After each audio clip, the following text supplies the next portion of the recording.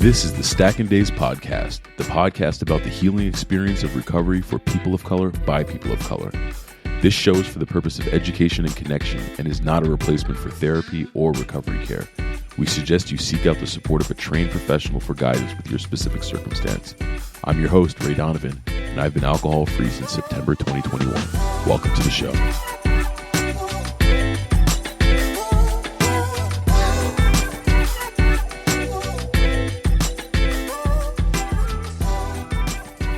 Hey y'all, welcome back to the Stacking Days podcast. You got Ray Donovan here. Really looking forward to our episode today. The guest that we have has a self-proclaimed, very unorthodox story as it pertains to, her pursuing her sobriety and recovery. So I'm looking forward to getting into the conversation. We've got a lot of content to cover, and I think that Ashley and I also probably have a lot of similarities. So I think that the conversation will be really cool. And without further ado, let me invite Ashley to the mic. Welcome to the show. Thank you. Thank you so much for having me. Like you said, I'm Ashley. Ashley Blackwell, otherwise known as Ashley Ivana. I'm a chef. I have a company, Ivana Taste, and I am sober. I am very, very sober. I am proud to be sober.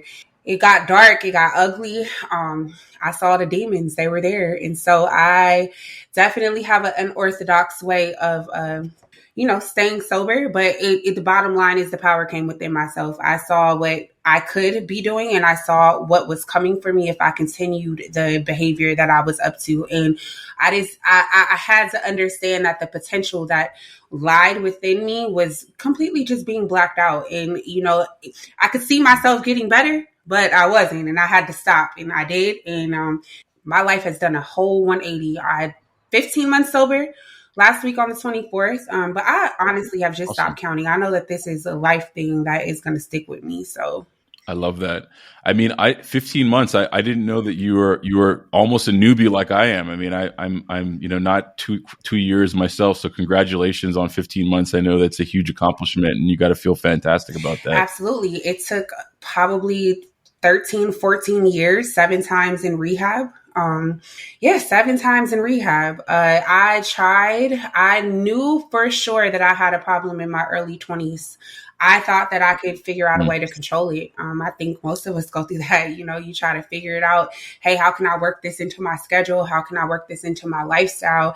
And they finally caught up where it just does not click. And so it got deep. It got really, really deep for me, where I've created a whole entire life based around alcohol, people, places, and things that were created in this almost facade. And in the center of it, I could see myself with all of this great stuff that I was set to do, but I was in this prison locked away, and I could not figure out how to get myself out that prison. And so that became the obsession in my mind, is how do I free myself from that prison? And the prison guards were some demons, and they scared me, and I grabbed the freedom. Yeah, I mean, I can resonate with that entirely. Let's talk about this prison sentence. Can you bring us back, to the beginning, kind of how you were introduced into the space, and kind of what was your motivation behind why you began to drink, and just let's walk us through what that part of your life looked like, and then we'll kind of get more into sobriety. But I am curious to hear, what did that relationship like, and what did that prison sentence look like for you? So I think initially I started drinking, I want to say like 13, 14 years old.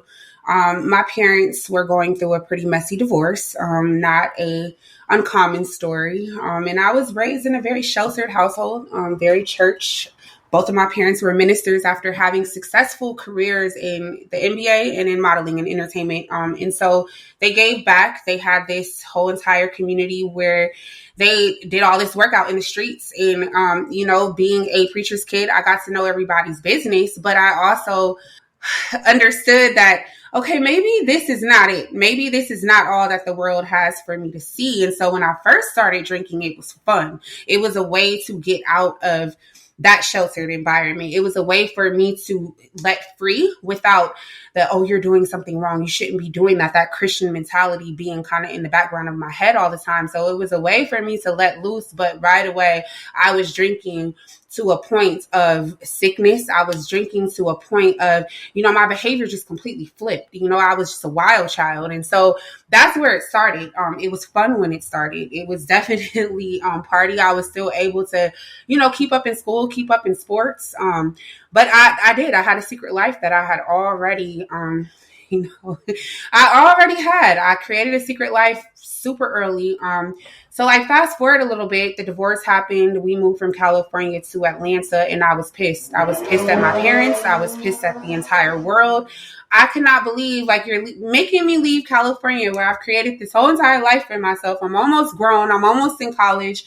And here we go to Atlanta in the country. And this is Gwinnett County in 2001, and it was like, okay, this is before the Migos North Side. This is, I'm like, what is going on here? And so I just began to drink even more. My mom, she's been on this journey with me too, and I think, I don't blame her for anything now, but there was a very open relationship with drugs and alcohol with her. And so, it was like, as long as you can keep up with what you're doing, and she didn't mind.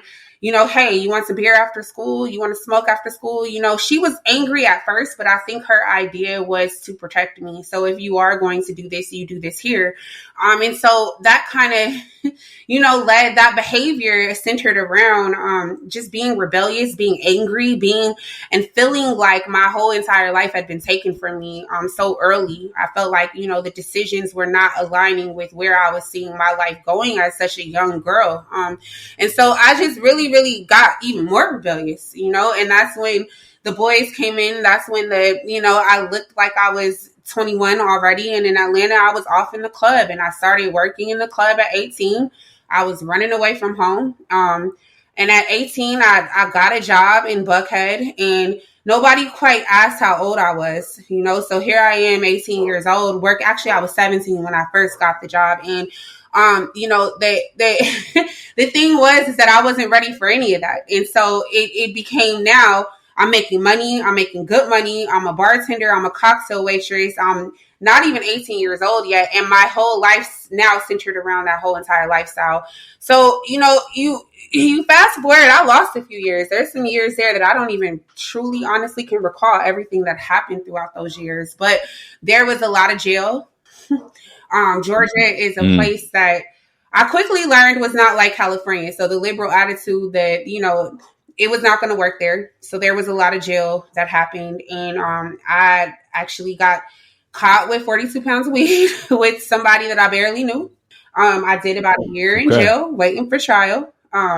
He ended up being a stand-up guy and taking the case. She doesn't have anything to do with it. But that experience, I think, really propelled me into the addiction even more. A lot of people, I think, would have stopped right there. But for me, it just did something to my spirit where I got out and I had to go.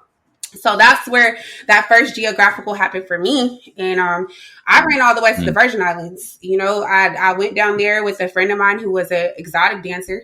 And I had never gotten into anything like that. But I was like so ready to get out of Atlanta and I needed to change. So I went. And that's a cool story that kind of outlines the potential that I had because I went there as that, but I ended up getting a job with a major diamond company. And so it kind of overnight changed from, okay, I'm here on a dancer mission, just trying to figure out my life. So now I have a job with one of the biggest diamond companies in the world. And so now I have money to drink in a place where happy hour drinks are $1.50 and a bottle of rum is $5. And there's a whole culture that is centered around tourism and alcohol. And it got bad. That's where it got bad. That's where it got, I had to have a drink. And mind you, I'm still only 25 at that time. I was going to ask you, how old are you at this point where you're like thrown into 25. I was blacking out to the point where, people on the island were finding out who I was to try to locate my people in the States to let them know you need to come get your daughter. She's finding herself in some pretty precarious situations here. And if you don't come get her out, there's going to be some problems. And so that was my first round with the mental health route. That was the first round where there's got to be something wrong with me, of course, right? Am I bipolar? Am I depressed? Am I, what's going on here? And so I had good insurance. I went to the doctor, and that's when the rounds of medication started for that. Because, of course, I'm saying what needed to be said to deflect the fact that I was just drinking entirely too much. I was an alcoholic, and I didn't know, like I knew, but I didn't know. And, they sent me to Alaska for a summer, and it got bad there too. Like I got banned from all the bars in the town. And so, yeah. Were you in Anchorage at the time? Sorry? Were you in Anchorage? I was in Skagway. I was in a little tiny town in the southeast passage where all the cruise ships go. So the Diamond Company kind of works where tourists come. So they send you to Alaska if you're a good salesperson. And I ended up having the number one sale of the season. So once again, there goes the potential starting to start, so much potential locked into this. I wanted to drink. I did not know how else to escape. I definitely, I'll talk about this in a second, but later just found out I was escaping myself. I did not want to accept who I was and what I had been given. There was a lot of things that happened between my family. I'm not going to get into that because I never wanted to sound like I'm passing blame on anyone. I know my parents loved me, and I know that they did the best that they could. And I also know that alcoholism runs deep on both sides of our families. And so, culturally, there's some things there. And then there's also just the fact that they didn't know, so, but yeah, so Alaska happened. And then I went back to the island. I came back to California actually first, and I stayed with my dad for a second. And he's like, "So what are you going to do? You're 26. Are you going back? This is what you want to do with your life?" And I kind of knew then that I'd always loved to cook. It wasn't all bad in my childhood. I had a great childhood. I traveled the world. I, grew up in a nice house, went to private school. I had all of that stuff. So my love for cooking in the kitchen came from traveling, and just really loving food. And so I knew then, that's what I wanted to get into, but I did not know how to run away from this life that I had created for myself, these behaviors, these things that just came along with the alcoholism, and it was a way for me to set myself free. I knew that the behavior that came with my alcoholism wasn't really who I was, but for some reason I was addicted also to this so-called free lifestyle. You know what I mean? Like this lifestyle that had, this promiscuity, this party life, this, this glam life that was attached to it. And it was alcohol. It really, really was. There was some potential with, I've always been an artist, always had a little modeling career, had those things going on. But it was all this facade that I really, truly believe was created inside of my alcoholism. It wasn't what I wanted to do. So when I left California and went back to the island, that's when it got bad. That's when it got to the place where I was going to work and probably drinking a liter of vodka, which $5 would get you that every single day after work. And, that's when, the lady that I was staying with on the island I was renting from, she finally got a hold of my mom and was like, at this time, my mom had actually gotten sober. And so my mom said, "Okay, look, it's time to come back to the States. It's time to come get sober. Ashley, you've been kind of running from this since you were, 17, 18 years old now.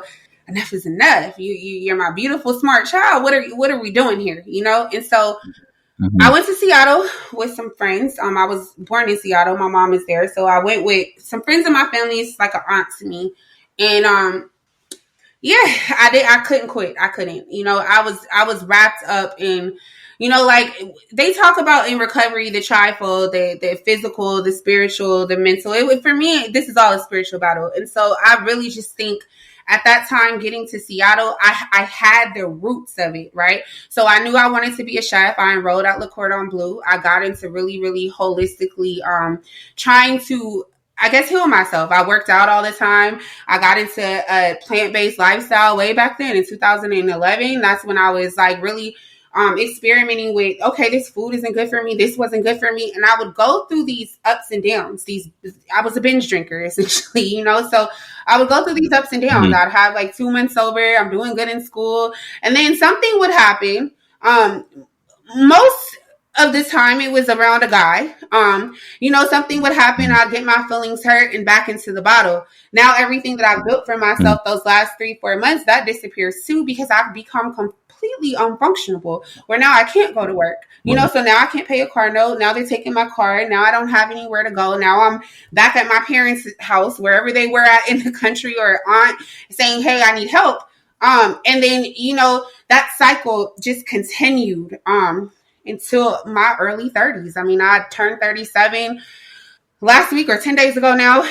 And that's the cycle that continued. I would, run to the arms of my family, to those that cared about me. Hey, I'm going to get it together this time. And I actually would. I'd go get a great job. I was a great chef. I mean, I have, stories in there. Like I was cooking for Keisha Cole and getting completely faded at her house to the point that she even was disappointed in me. Like, what are you doing? She invited me back, and I was so surprised because I blacked out and didn't know that I had got that drunk, and she invited me back and how to talk with me too. Like those are the types of stories that I have, where these people around me saw this great potential in me, and I would throw it away every time. It was like, into the outside world, a lot of people who don't understand addiction, and luckily she's somebody who did actually, but a lot of people who don't understand addiction, they just see you as self-sabotage. They just see you as somebody who, what are you doing? You're just throwing your whole entire life away. They don't understand what addiction truly is, that you cannot stop.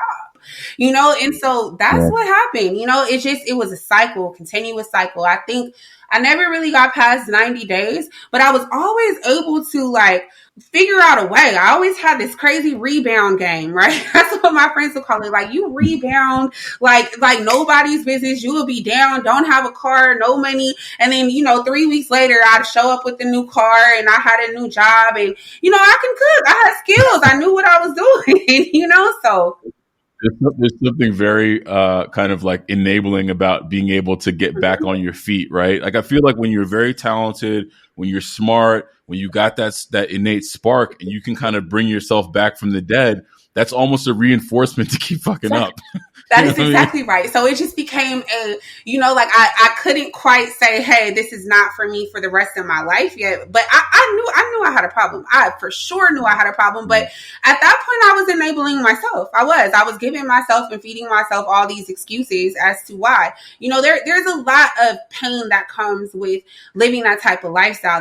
For me, there was a lot of sexual abuse. There was, domestic violence that happened. There were a lot of things that piled on to what was already going on in my life. So, a lot of the time that happens in addiction, where you already kind of have these things, like the divorce was messy for me as a young person, as, getting moved, all those things were traumatic, right? But now I'm adding on trauma. Like, I got beat up at 15 by my first boyfriend. We were at a drinking party. Everybody was drunk. I blacked out. All I know is I woke up with a broken nose, black face. Like, it was bad, right? And you would think somehow these things would have been like, okay, it's alcohol, you need to stop. But it just did not click. It did not click that that's what was going on. And so, throughout the years, there was just a lot of trauma that got added on. And so as I'm starting to get down to my bottom, unpacking all of that had to be really what it was. I think that's where the 7 times in rehab come in, and why I don't regret any times, because I kind of got to solve something every time. But, it really just got to the point where I was absolutely enabling myself. I was giving myself excuses to keep going. It's like, oh, okay, this time so-and-so hurt my feelings, but, I'm going to go run to this rehab, and I'm going to go run to this doctor and now tell them about, A and B trauma that happened in my childhood, because now in my mind, that's what is the reason why I'm drinking altogether. And so it becomes this really, really, just complex web of things inside of your mind, but it's really super simple. It was really a really super simple fix once I finally got it. So, yeah. It's interesting. You talk about this complex web, and I've talked to people on the show and off the show who have varying, histories and time, with alcohol being a part of their life. And what I found in my personal experience is that the longer that you've you drink, you have drank, the more complex, that kind of web becomes, right? And, I've said in the past, like, my drinking meant different things for me over the course of, almost 3 decades of me drinking. And sometimes it's hard to pinpoint like exactly what is going on, because so many things are kind of mixed up and enmeshed with so many other things. And to your point, you're probably dealing with your own degree of trauma that you've inherited, but then you start layering on top of that your own individual trauma that starts with you, so to speak.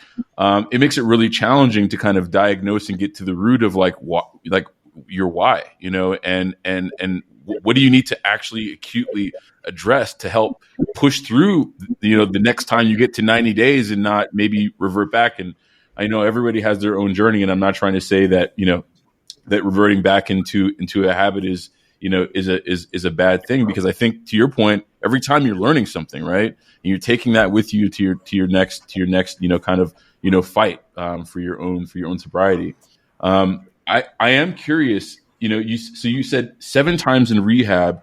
At what point in time did you enter that first rehab to the point in time when you entered your last rehab? And was rehab part of you actually becoming sober, or was that just kind of a part of like your journey and trying to get to a place where you were better kind of equipped to pursue sobriety? So the first time in rehab, I didn't really have a choice. I had drank myself into a hospital, and it was an ultimatum. It was like, either you're not going to have anywhere to go, or you're going to take this time. I actually went with my dad to Chicago. He was living there for a while, and I went there and thinking that I could, somehow change things in other geographical. And I did. Once again, that story happens where now I'm, culinary, working in a Michelin star restaurant, doing my thing, right? And then I go right back to the bottom. And I drank myself into a hospital there. My mom flew in, and luckily California had passed the law where Medi-Cal, they have to accept Medi-Cal in rehabs in California. So, the first time I came back to California with my mom, and my mom is like, you're going to rehab. Like, enough is enough. You don't understand. Like, you almost just killed yourself. Right. And because I didn't remember what happened. I didn't, I don't know what happens to people. I wasn't ready. So I go into this rehab, and it just so happens that it was like a prison place too. Right. So a lot of the people there were there because they were court ordered to be there. And then, a lot of the girls there were just, I wasn't really from the street. I had ran the street, but I wasn't really from the street. I also, and I hate to use the word bougie, but I don't eat certain things. I don't dress a certain way. I don't, so I'm like, I'm not about to stay here. That was my attitude towards it. My mom got sober in jail. She's just as bougie as me, and she got sober in jail 6 months, and like, let her live to tell it. She's like, it doesn't matter where you're at, but she came and got me. She came and got me because she knew that wasn't the way that she raised me, and I wasn't equipped to handle, the girls picking on me and why, so she did. She came to get me, and I promised. I said, hey, I'm gonna work on this myself. I'm gonna try to figure out a way to stay sober. And I did, and then I didn't, and then there goes that binge cycle. And so I went around to different rehabs here in California for probably about 4.5 years. Now, in between that time, I also had jobs that gave me good insurance, right?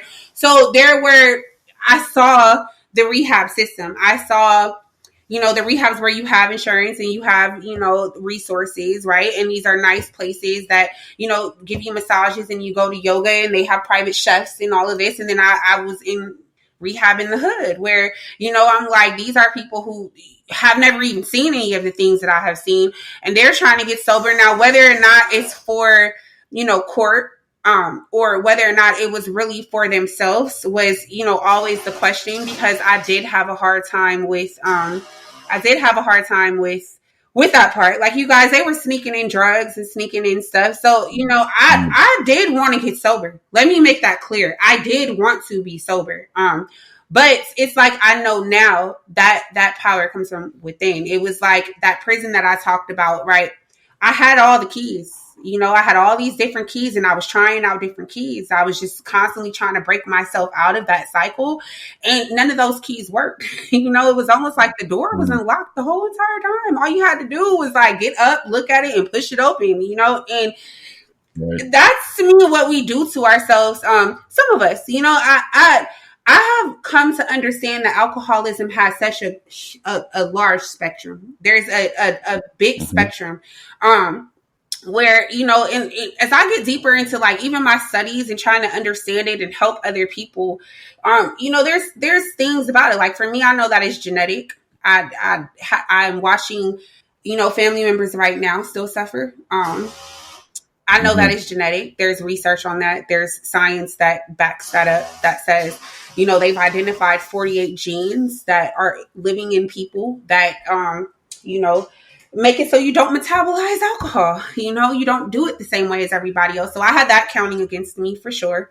And then there's also alcohol gets looked at because it is acceptable everywhere, right? And it is a little tough being Black too, right? Because our culture likes to pop Hennessy and Cristal when we think we're successful. So, there was that where a lot of the people around me were drinking way, way too much, but they didn't have that gene where in the morning when they woke up, they needed to have some more. I did. I had that going on. So there's that, so I'll just say this. The last time I went to rehab, this was 3.5 years ago now.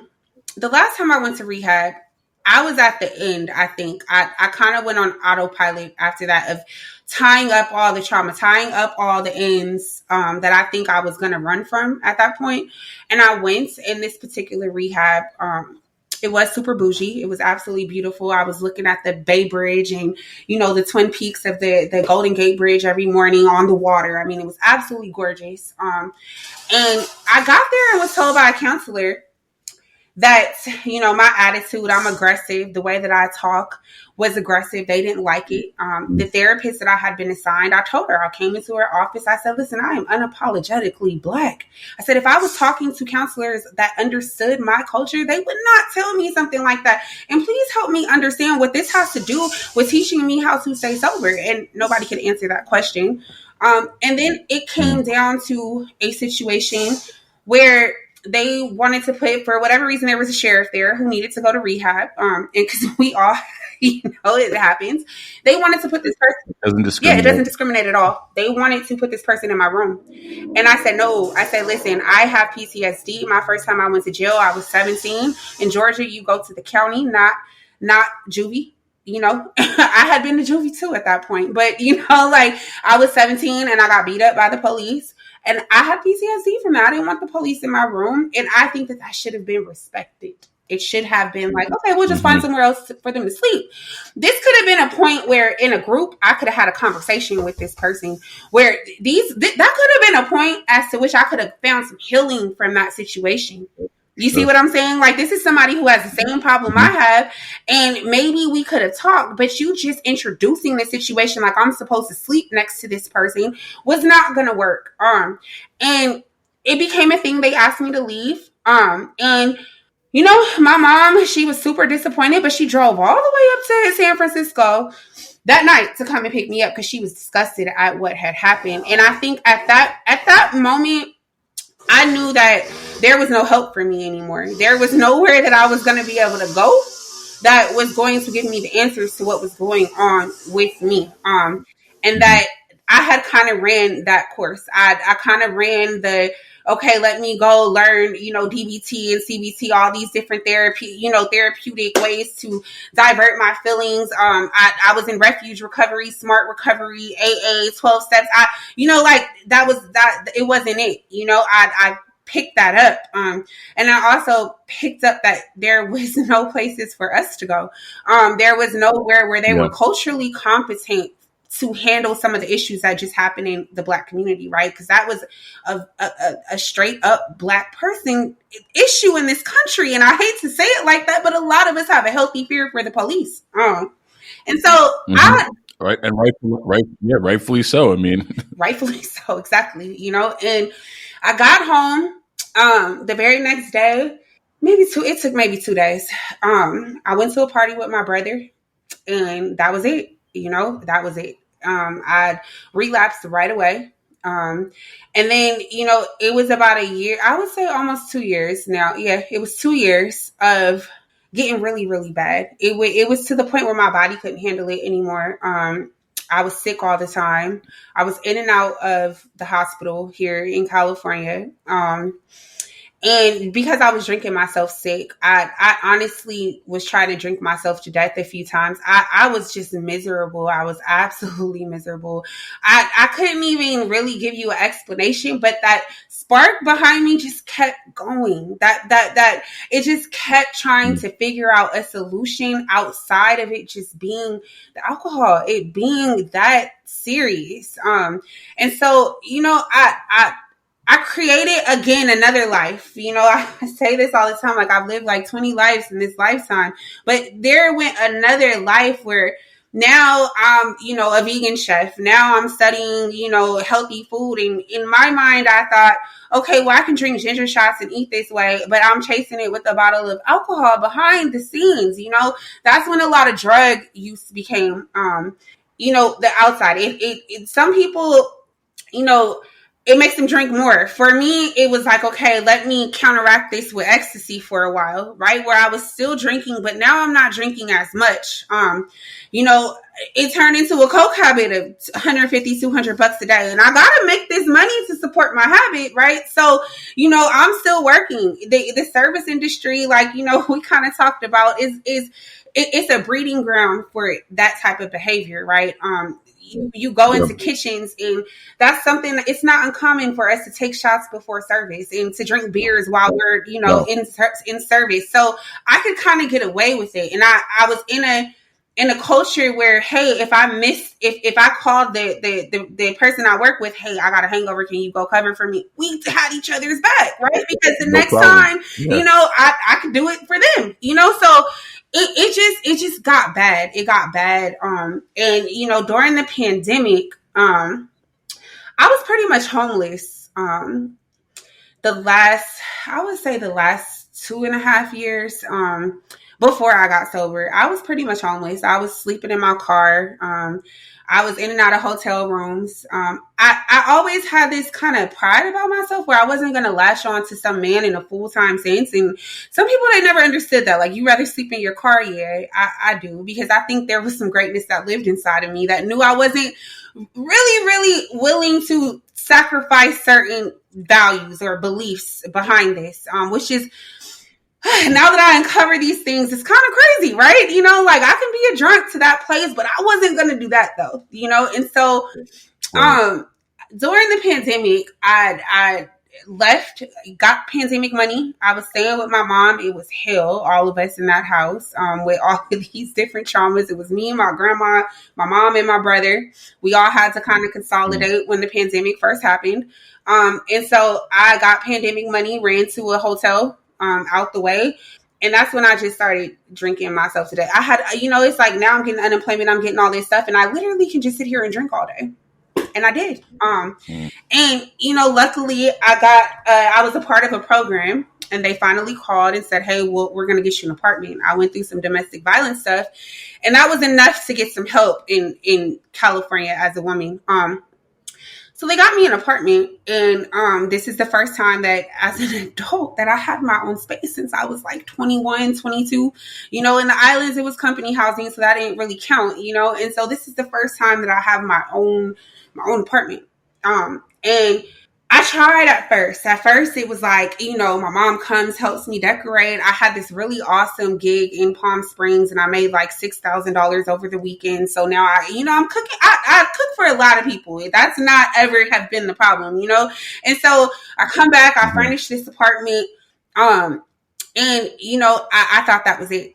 I thought that was it. This is like, it's 23 now. So 2020, the end of 2020, October. And I thought I was going to be able to hold on to it. I thought I was going to be able to, okay, I got my own space. I don't have any attachments to myself. I have a car. I still had, money coming to me where I could take my time in making money.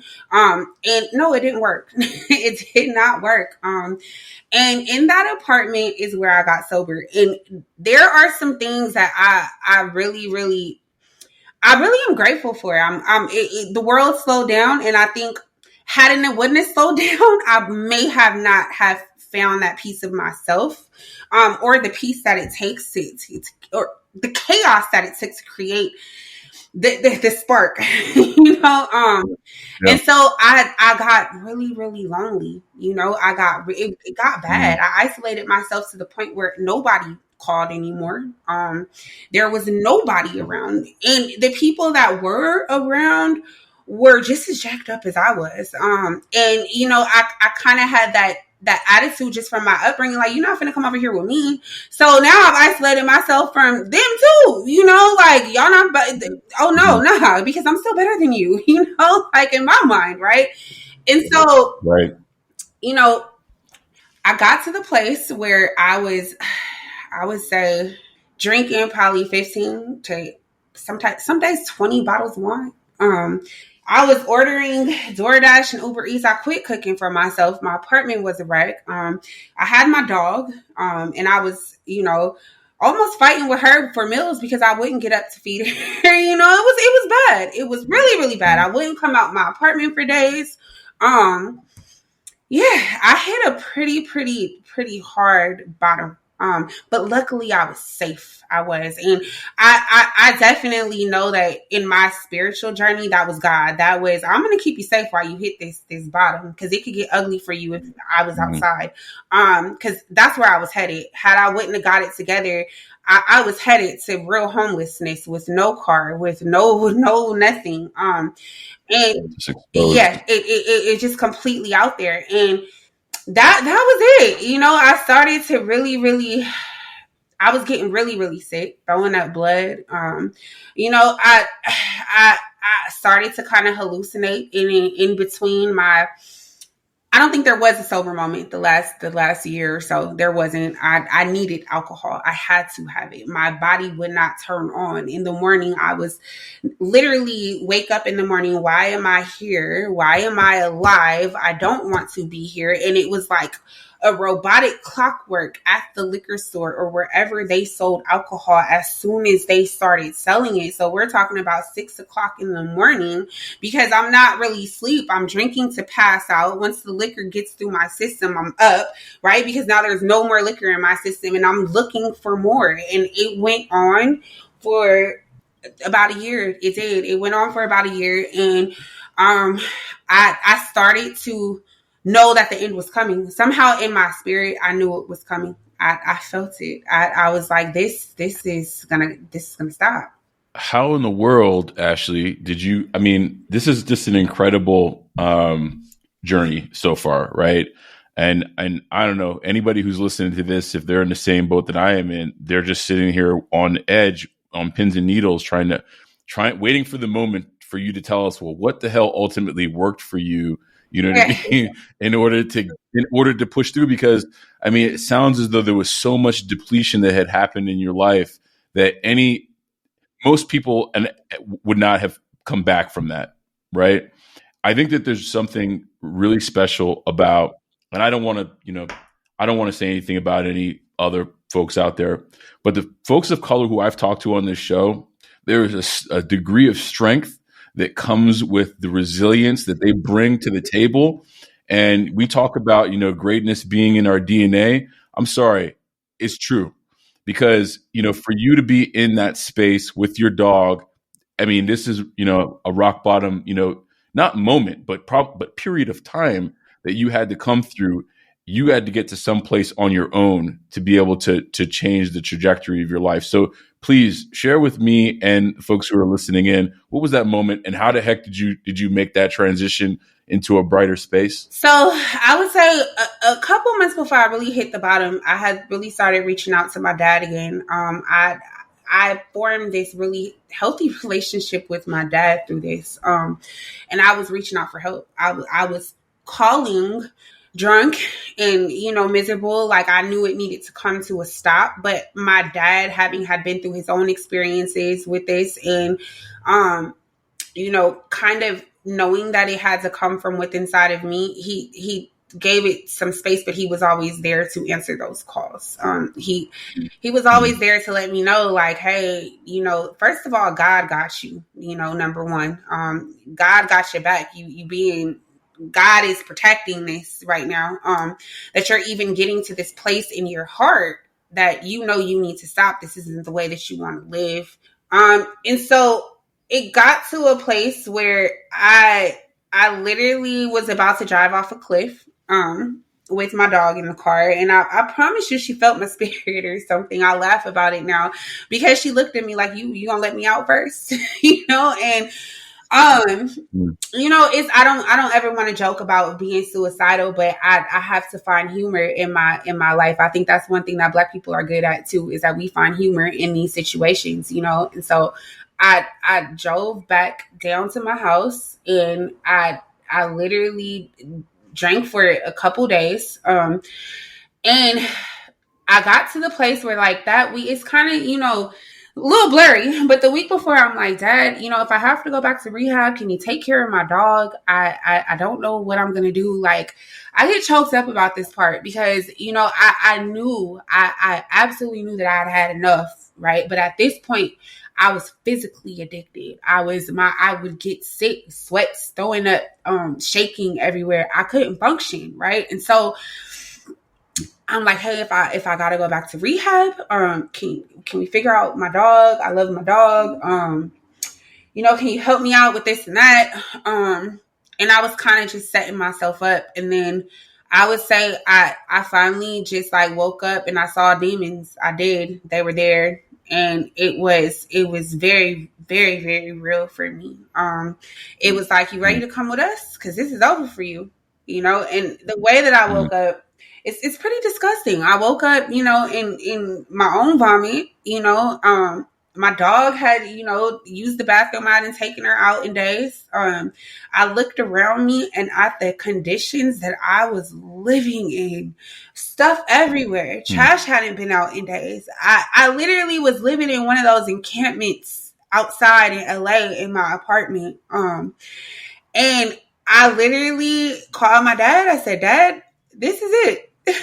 I said, I need your help. I don't have insurance. I don't think I need to go back to one of these rehabs. This is me and God now. I need you. I need to get away from myself. I need to just feel safe.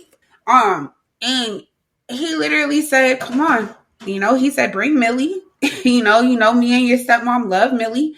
Bring her with you. Come to San Diego. However long you need to stay here to pull it together, I got your back. And I had a bottle of wine left. I had like 3 cigarettes. I actually quit smoking cigarettes that the same day. After 20 years of that too. And I literally drank the rest of it. I saved myself a little bit because I knew that I wasn't going to be able to function in the morning. And yeah, I went to sleep. I stocked up on a whole bunch of herbs that, I don't like to give recommendations for people, but there are herbs out there that'll help with your cravings and, this stuff that comes with withdrawal. I stocked up. I packed a bag. I literally, had it in my mind I was going to wear my dad's sweats. I didn't care what was in that bag. And I got my dog in the car and drove to San Diego. And I rested. I felt safe. I finally felt safe in my own thoughts. It's like, yes, I felt safe with my dad and, my stepmom being there. I knew that I was going into a household that, didn't necessarily have toxic, it wasn't a toxic environment. They're both ministers. So, I knew that I was going somewhere that it was actually safe, and that I could take a breath. And I also knew that it wasn't nothing that anybody could tell me anymore. And so from there, I started to follow the things that I had learned. I started to open up the toolbox that I had accumulated from all those times in rehab. You can't do this by yourself. You can't. It is impossible to do it alone, completely alone. So I literally was Instagramming around to find Black women groups. I was Instagramming around. I was going to start one. That was my first my first thought was like, I'm gonna start something for sober Black women and try to find girls who look like me, who have been through this situation, because at this point all the rooms I had went in were nobody looked like me, and the Black folks that did look like me were older. A lot of them, it was narcotics. A lot of them had stories that didn't really align with mine. We didn't have the same background. So I started to find support, and I found support. I found some groups that were online that weren't necessarily 12 steps. But I did start going back into that. I did get a sponsor. And I did just start putting on armor, because I knew, like, them demons, they were still there. They were like, we still Sure. here for you, so let's see what you gonna do. And that it is real. They still here. Those demons have not gone nowhere. I just have learned how to fight. I've learned how to guard myself. I've learned how to say, get the fuck out my house. I've learned how to, you gotta go right now. This is not it. And I've also learned how to sit with it and accept who I am. I think starting to really unpack everything that I have been through, and in those breaths that I was able to take at my dad's house that 3 weeks, because I stayed with him for about 21 days. Basically a rehab stay. I did. I knew that math. I did. I knew that math. I said, well, if I can get sober for 21 days, I'm giving myself a foundation where it's out my system, where physically it's gone. Yep. I'm giving myself a fighting chance, right? And so I'm still an adult. I still had car note and stuff to pay, so I had to get home and I had to get back to work, right? And so I did. I just started arming myself. I started, I've always been an athlete. I've always known how to work out. I've always known how to do yoga. I've always known how to eat healthy. I've known how to pray. I've known how to meditate. I've known how to take a walk when I'm feeling anger. I knew that the therapy lessons of changing my mindset. I read books. I mean, my library even today is extensive in all of these things to help you on this walk, because I swear I must have been setting myself up for who I am today, because all these pieces just started to boom. It was like I was putting these pieces together, and then it just started to feel right. It started to feel like I am taking control back of who I am, and I am pleasing God. I am, there's no, in my belief system, there's no detachment from me and God. I am God, right? And so I started to look in the mirror and understand that I have the power to fix this. I don't need to carry shame. I don't need to carry guilt. I don't need to care what anybody else has to say. I don't need to try to remember everything. I don't need to try to prove to other people who I am. I don't need to do that. I don't need to rush into trying to be the best chef again. I don't need to run in to, trying to find new friends. I honestly just started to trust myself again, to trust that what I had been given, what was in my DNA, like I promise you, my spirit guides, those ancestors of mine started to do some of the work for me. They did. They started to be a lot of the strength. My grandma passed in 2019, and I was literally hearing her voice some mornings like, girl, get on up. You know what to do, and, I just started to see, how I could help other people. That became the prize, right? It became okay, so now I'm only, I'm 3 days sober, and I'm speaking in every Zoom meeting I can find. I'm on all these calls, and I'm sharing my story, and I'm getting text messages afterwards like, how do you have so much strength in 3 days? I said, it's you don't understand what I've had to go through to figure this out myself, right? And it just started to ripple over. And then I got friends, then I met girls in LA, like Keola. She was on my head too, and I wasn't used to it. I didn't trust anybody. I had people around me for years using and abusing me, and she was on my head. She was like, "Girl, where you at? I'm coming," and I had never met. Here goes this another beautiful Black woman who understood my story, who understood what it meant to have seizures, to understood what it meant to be sick. And I was like, oh my God, this is it. Right. And so I just started to really, truly set myself up.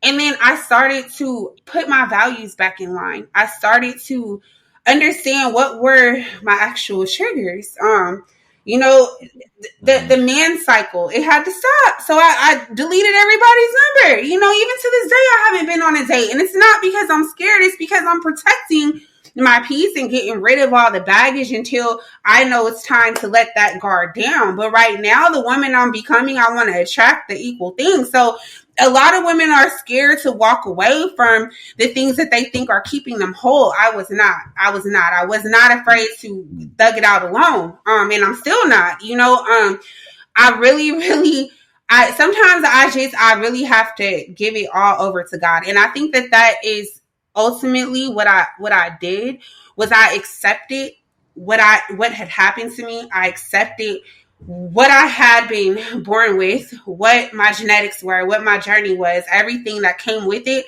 I accepted it, and then I gave it away. I finally just walked away from it. I said, well, that's all that is sacrifice, right? Yeah.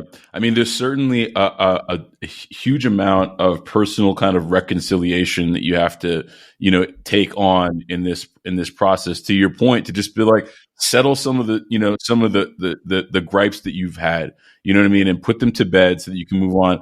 I love how you talked about like just leaning into your God power. I mean, I think that is huge. I mean, there's a lot of talk in the recovery spaces around what, space spirituality has to play in someone's broader journey of recovery. And I'm not here to cast judgment on anybody's religion or, spiritual beliefs, but you got to find that inner strength. And I'm glad that you literally, look in the mirror and see it for what it is now. I think that's fantastic. Two other things I want to mention. When you were getting choked up earlier in this conversation, you started choking me up. I think, to hear, where you were and just kind of really empathize and feel, like I was in that room with you, it's a really impactful place for you to come from. So thank you so much for being vulnerable and sharing it here. And I'm sure that you've shared it other places. I think that means so much to folks who are struggling out there to know that you can come from a place of complete depletion and still tap into your strength and find a way forward. The other thing that I wanted to mention is you were talking about those demons, not having gone anywhere. I think it's equally of note that the angels don't go anywhere either, right? And it's just, it's a matter of, what are you going to feed that energy? What are you going to listen to? Because they're both always around us all the time, show up in different forms and fashions. I've loved talking to you. To be completely honest, and you almost have me a little bit speechless here, but I'm going to ask you a question. You're 15 months in now. What are the things that you do when you wake up in the morning that you turn to keep you on the path, that are your like core pieces of the toolkit that you've developed over 12 years, of trying to get to this space in your life? What do you do to maintain your light? I would say the first thing is I put myself first. I put myself first when I wake up in the morning. So I stay on top of how I'm feeling. I stay ahead of it. When I don't feel so good when I wake up in the morning, I really go around in my mind as to what happened, what might have happened that I feel that way. And then I've set myself up with just some beliefs, right? Like I've set myself up with simple stuff. Like they were giving Black people, slaves, alcohol to keep them from escaping, right? I set myself up with looking around my neighborhood in LA and it's more liquor stores and fresh produce. And I'm like, fuck y'all, right? I set myself up with this this ability to not give myself excuses. That's where, when I was saying that my belief is very unorthodox, because I don't put my feelings and my emotions and drinking in the same category anymore, right? And so even when I'm talking to people who are newer than me and they say, well, so-and-so hurt my feelings, so I ended up at the liquor store, and I say, well, call me when you didn't do that no more, right? Because for me, all that kindness and compassion and love that it takes to heal trauma has to be for that. I'm not giving myself excuses anymore to go and drink. So if I get a thought in my mind, it's you want to go drink. So if that's what you're going to do, go do it. But don't bring up these things inside of you that say, well, so-and-so just did this and that happened and this and that, so now I want to go drink. That is not ever an option for me. And that is honestly how I do it. I get real hard line. I'll say this. The last time I went to rehab, the guy who picked me up from the train station and took me, he said, I didn't have cigarettes and I wanted this and that. And I had a real attitude. And he goes, when you learn how to keep that attitude towards your sobriety, that's when you're going to win. And that is the number one statement that has stuck with me this 15 months is keep that same energy. That same energy that says, I want to go get fucked up. You know, keep that same energy. Fuck that bottle. Fuck it, right? I'm not doing that. That is out. I'm not doing it. And so in that, I found peace. I can be around my family and friends. Y'all want to drink yourselves to death? I don't care. Because guess what? I don't need it. I'm cautious as to where I go, what I do. But it's that attitude. It's that energy that shit is not for me. It ain't for me on a genetic level, on a spiritual level, on a mental level. It makes me crazy, have me out here doing all kind of stuff that's not who I am. I can't function. I can't make no money. I can't do anything. Right. And so I don't give myself excuses at all. I really don't. And I stay in a place of learning. You know, I stay in a teachable place too. And then, you know, it's all those things that, you know, I don't like to tell people, oh, I work out 6 times a week. I do. You know, like I train all the time.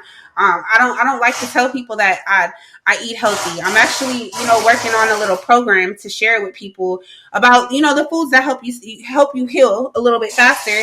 But those things are just like the add-ons. Those are the things that are my toolbox. I give myself this space, right? And so those are the things, you know, I don't limit myself to, oh, well, you didn't complete that today. You didn't do this today. So now I have to feel down on myself. I don't do those things anymore.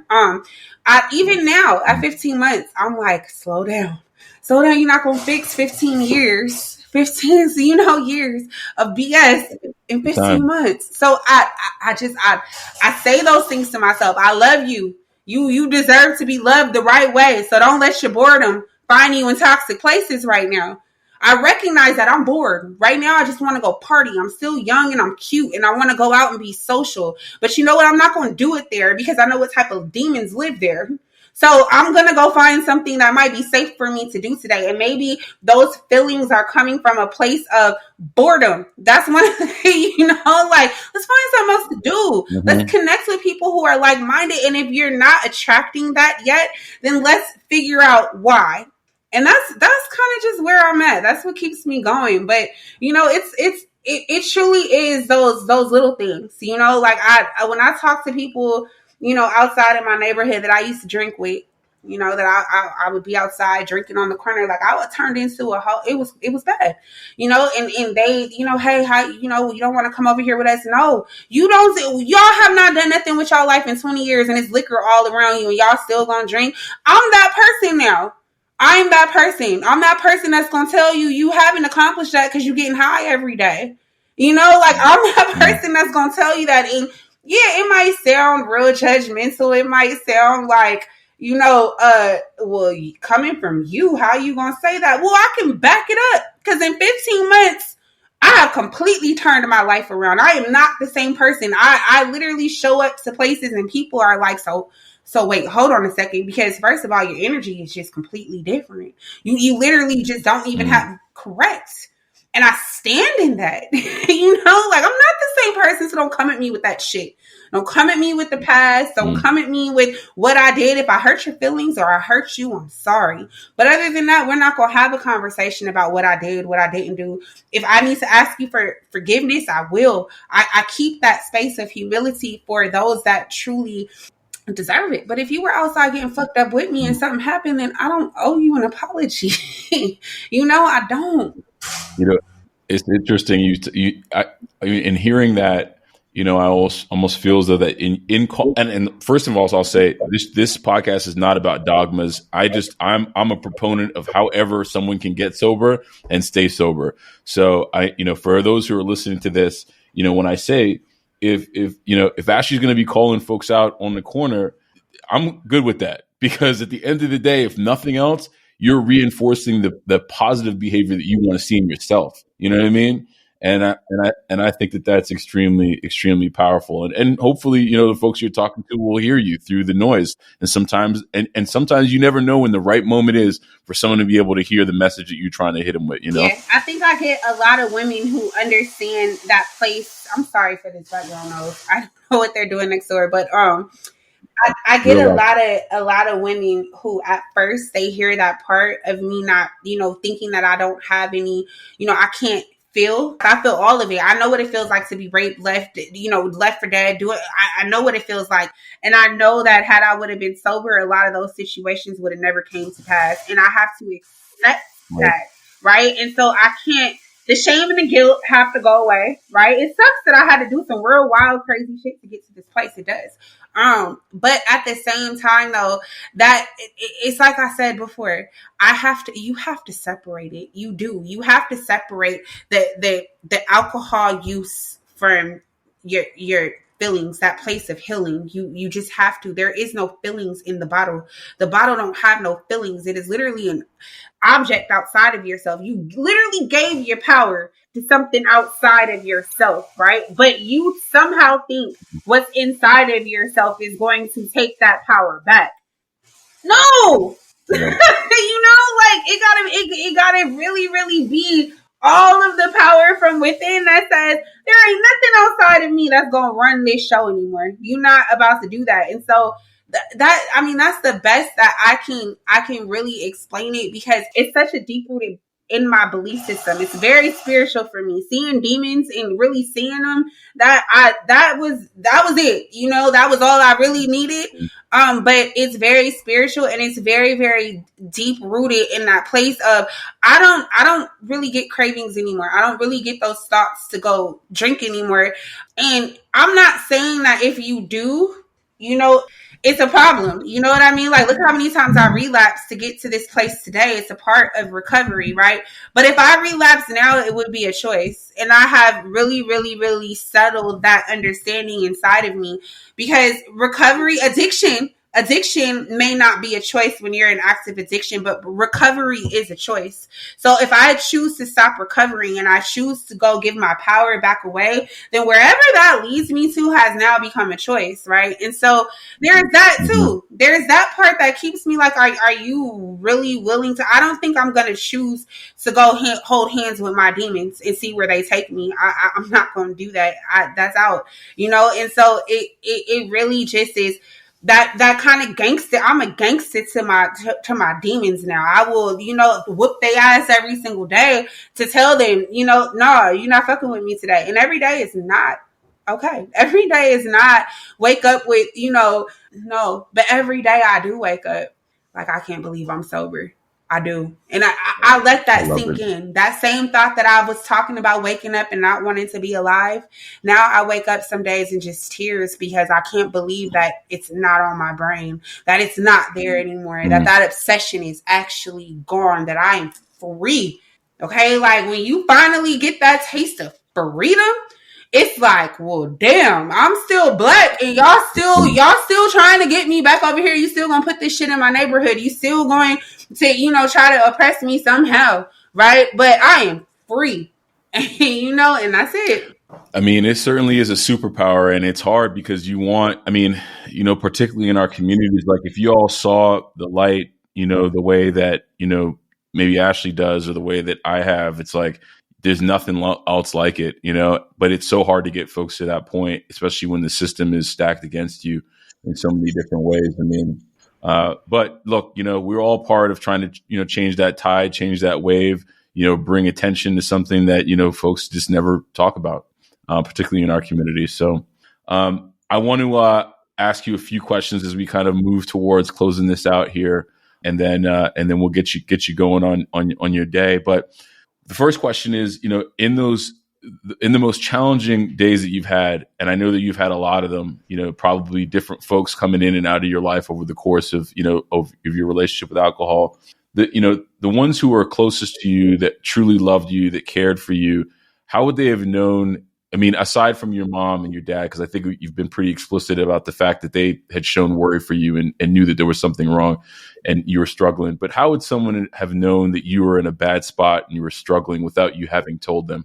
They didn't. And that's something that I've had to come to grips with, is that, especially as I've been vocal in my sobriety, that there's a lot of people who have come back and say, I had no idea it was that bad. Mm-hmm. I had no idea. I was pretty good at putting on a mask. But then at the same time, I think that, we as people are in our own worlds a lot of the time. And, I don't really think that Black people especially have a clear understanding of addiction, because it's just been so acceptable in our communities. It's just been, oh, my auntie just drinks too much. She do that every night. It's a shrug. It's like, we got to deal with the police killing us. Who's really worrying about you going to the liquor store every day? And so right. There's a lot of people that had no idea how bad it was until I showed face. Like, there was a friend I was staying with towards the end, and, I still haven't talked to him because it got that ugly, and I don't remember any of it, which is really bad. I don't remember why and how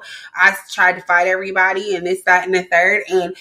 But I will say that I think the people who really cared about me, I think that it becomes a lot for people to handle, to see you that way, right? It really hurts. It really does, especially when people become attached to you or they love you through your potential, right? Like, they see something in you that you can't quite see in yourself yet. And so for me, there was a lot of that going on. There was a lot of actually high-powered people that, like, I hate to say it that way, but people that were in and out of my life, like, yeah, I want to give Ashley this opportunity, and yeah, she could do it, and then I disappoint them every single time. And for them, they just thought that it was character flaws. They had no idea that I was literally, in grocery stores shopping for clients, taking shots in the bathroom. I couldn't get through a whole entire grocery store run, so I really honestly think that people who have never dealt with addiction, because we are still a small, percentage of the world, it's not, I think more people suffer with abuse than alcoholism per se. And that's a whole nother conversation. I think that there's behavioral, and then there's actual addiction where it becomes physical, right. You know what I mean? And so I don't think people knew that that's what was going on. I think that they just thought I had, behavior problems. They think that, I didn't care, or I was just a bad person, or I just wanted to get fucked up. And I stopped wanting to get fucked up a long time ago. I mean, it certainly is a slippery slope, and a progressive behavior that turns into, something uncontrollable. Thank you for that. I appreciate that perspective. Last question I have for you is, for the young lady, young woman, young man, sitting there, maybe listening to this, and they don't necessarily know what step they would take as being their first step in trying to pursue, a sobriety, especially if they've recognized that, they are struggling, with something. What would you say to that person as being, a first step that they could take? I would say, see if you can stop. See if you can stop. I think that is even now something that I ask people, and they're like, well, I don't really have a problem. I still go to work. I said, okay, well then just stop drinking. Just stop drinking. Mm-hmm. And if you can't stop drinking right now, I want you to ask for help. I want you to go talk about it. I want you to go get comfortable with people who can help you with that. I don't really have the answer, because it just, like I said, it happens for us in so many different ways, right? It looks different for everybody. Yep. And so I think now, even what I try to carry the message to a lot of the people, my peers around me, who I see drinking entirely too much, and, their behaviors, culture, all of these things blended in, is I'm like, why don't you quit drinking for just 90 days and see where your life is at? If you've progressed, if you've been able to accomplish things, if you've saved some money, if you've lost some weight, if those things on your checklist are starting to get checked off, then maybe you should keep going, right? Now, if you find yourself in a situation where you cannot stop and you find yourself, well, I wasn't supposed to drink today and I did, then you might need to reevaluate the relationship with alcohol and your understanding of what alcoholism is. Because, one of the facts, the cold facts of Black people is that, when I've dove into that research that shares our genetics, is that we are the highest number. We are, us Native Americans, which, our history is finding out a lot of us are the Native Americans, right? And so we are the ones with the genetics. You don't ever think that it's not a part of the plan to set us up for failure. They know how great we are. They do. They know how great we are. So they're going to put these things outside to distract us, right? And ultimately, that's what alcohol is. It's a distraction. It's never really, really, really been a benefit to anything. It does not benefit not a single thing ever, right? Nope. And so that right there is where I was just like, help get people to get it inside of themselves. I have a problem. You got to get to that place where you have a problem. And once that seed is planted, it start to grow, however long it takes. Some people, I don't know. I see this disease kind of take over people's lives in different ways. And I see people come up off of it in different ways, And so, but I think the one thing that is true for everybody is that who is successfully maintaining sobriety is that you accepted it. You understand that it is a problem. It's a problem, right? And you have to also want to fix it. You also have to want to, see yourself in a better situation. I really honestly just feel for people who don't yet correlate their decision making on alcohol versus their decision making without alcohol, right? And not really tying to the fact that their progression in life, their ability for accomplishment, their ability to complete things might be because you decided to go to happy hour instead of, go work out, or, go actually enroll in that class, or go find the hobby that becomes the second stream of income. It's real like that. It just is. And, I'll just kind of land it with that. It's like, you got to remove the substance and see what is going on in your life. Yeah. I mean, removing it provides a degree of clarity that you can truly start pursuing your life from. So I love that. Thank you so much. Ashley, I want folks to be able to find you. I know you had a lot of things that you're probably working on, and I don't want anybody to miss it. So where can folks, find you after they've had an opportunity to listen to your story on the show? Instagram. It is _Ivana Taste. So IVANATASTE, as I want to taste, but Ivana Taste. Cool story. Ivana means God's gracious gift, which it's my name, but I think there's a lot of between food and between the gift I think God gave me to kind of come and start healing my people from this is there. So _Ivana Taste. DM me. I'm here. I'm here. I am working on programs. It's a lot of cool stuff happening right now, but I am working on programs. Like I said, I'm working on, being able to kind of teach people how to eat the right way while you're going through this, and also how cooking can be a really, really good hobby to replace alcohol with. You'll find yourself with some new friends, who want to come and eat. So, reach out. I am not ever but a DM away. I love it. Ashley, it's been an absolute pleasure to have a chance to sit down and finally get an opportunity to talk to you. Thank you so much for taking some time to connect today. And I'm sure we'll stay in touch. Absolutely. Thank you. All right. Thank you so much. Thank you for listening to the Stacking Days podcast. If you'd like to get in touch with the show, email me at rdg@stackingdays.com or follow us on Instagram @stackingdays. If you like the podcast, please rate, review, subscribe, and by all means, share it with a friend who you think needs to be invited into the conversation. Until we meet again, be well, one day at a time.